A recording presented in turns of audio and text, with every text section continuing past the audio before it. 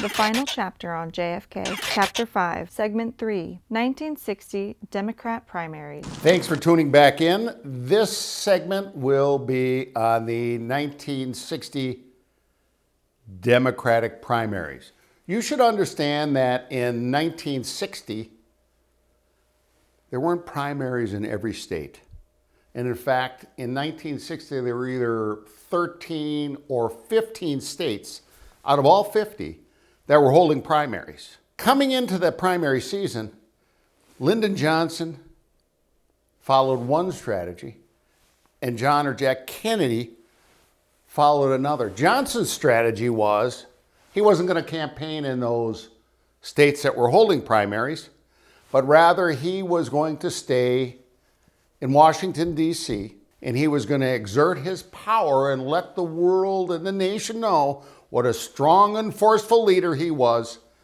And what he was hoping to have happen is in the states that were having primaries, have all the other contestants fight among themselves, not get enough votes to win at the convention, and he would come in like in 1956 and steal it. Jack Kennedy, on the other hand, followed a strategy outlined by his father, who, among other things, was a Hollywood movie producer.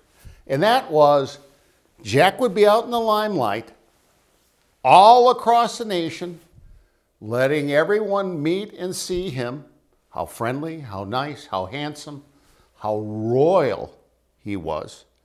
Well, the old man was in the back cutting deals. Prior to the actual 1960 primaries, both Kennedy and Johnson were working behind the scenes to lay out a framework for their upcoming candidacy. For Johnson, although he didn't run a regular campaign to become the Democratic nominee, he ran an unannounced presidential campaign starting in 1959. A year before the actual Democratic convention, Johnson had raised over $1 million from Texas benefactors who wanted him to become president. He had a small group of Texas oilmen who came together to create what Johnson called Texas Rangers. And the Texas Rangers were to work behind the scenes, disseminating positive and laudatory press releases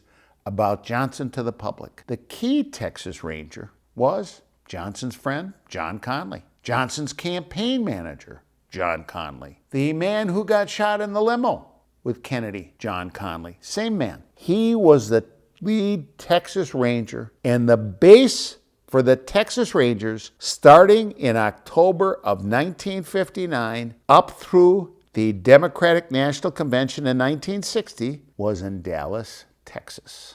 Now, Kennedy in 1959 also began his campaign for presidency far earlier than the primaries. This was in the winter of 1959. Joe Kennedy met with New York mob leader Joseph Bonanno and requested Bonanno's assistance to help get Jack elected. Kennedy followed up by a West Coast trip in which Joe Kennedy personally called on a number of other Underworld members to help get his kid elected. Among all of the contacts, perhaps the most difficult for Joe Kennedy, Chicago mobster Sam Giancana. To solve the problem, Joe Kennedy actually had Frank Sinatra act as an intermediary with Giancana, and Sinatra met with Giancana on a golf course where Giancana agreed to help Kennedy. To round out his support, and while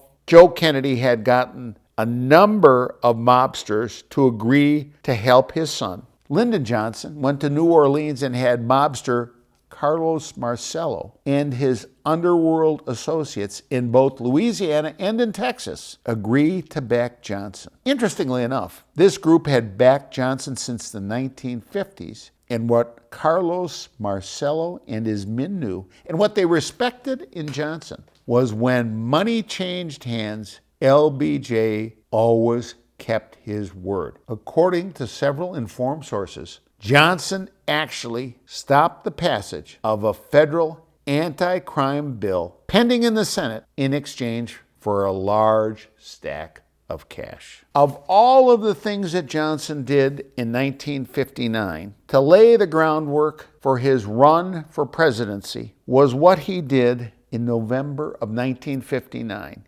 He had his old friend and next-door neighbor, FBI Director J. Edgar Hoover, impartial, fly to Texas. And the purpose of the trip was for Hoover, as a well-respected government official, to indirectly endorse Johnson. When the actual 1960 Democratic primary started, one of the first was a city of Pittsburgh, preferential Democratic presidential primary. And in that primary, Kennedy slaughtered Johnson by 100-1 margin. JFK received over 76,000 write-in votes to Johnson's mere 745. In another primary right after that, on April 12, 1960, Kennedy destroyed Johnson again by receiving 34,000 votes to Johnson's 442. When it became clear that Kennedy was breaking away from the other Democratic candidates and developing a strong following, attempts were initiated by Johnson to destroy him as a candidate. This first began with Johnson aides obtaining and mailing out, both to voters and to delegates, damaging material about Kennedy. They called him the absentee senator because he was running around the country running in the primaries. When none of these tactics were successful in slowing Kennedy's groundswell of support, Johnson's attacks became more vicious. The state of New Hampshire primary was the first major primary of the season. The Kennedy camp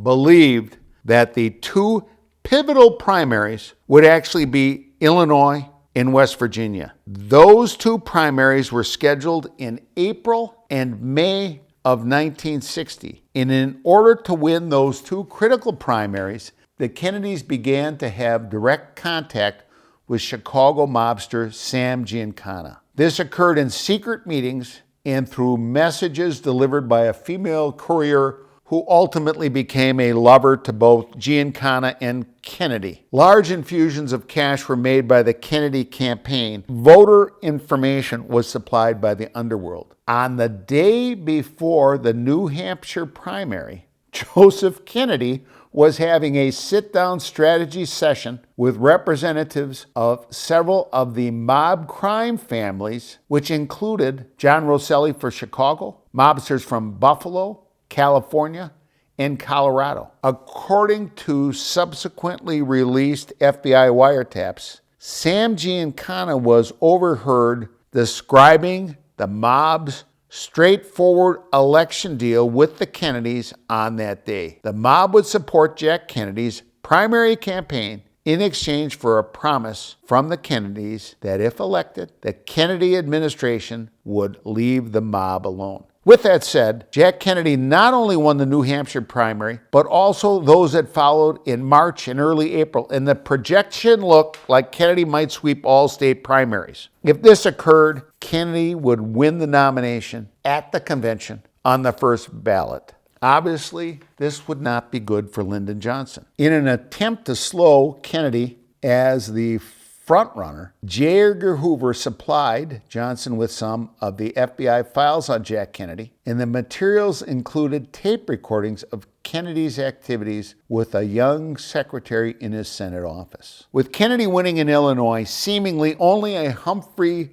victory in West Virginia could prevent Kennedy from getting a first ballot nomination at the convention. West Virginia had a pronounced anti-Catholic bias, and its blue-collar unions supported working people and not elite politicians. With the May primary coming up, Humphrey, who was not an elite politician, might have a chance against Kennedy, except his funds ran out. And this forced Johnson to have to give Humphrey even more money on his behalf in order to try and win West Virginia. The voters in West Virginia, they would not ordinarily vote for a wealthy, well-educated Catholic. But at the time, West Virginia was a very corrupt state. And in West Virginia, buying votes was nothing new. Historically, the local sheriff in each of the state's 55 counties had political control over the local party leaders. In 1960, the Kennedy family distributed more than $500,000 at the request of the mob to local politicians.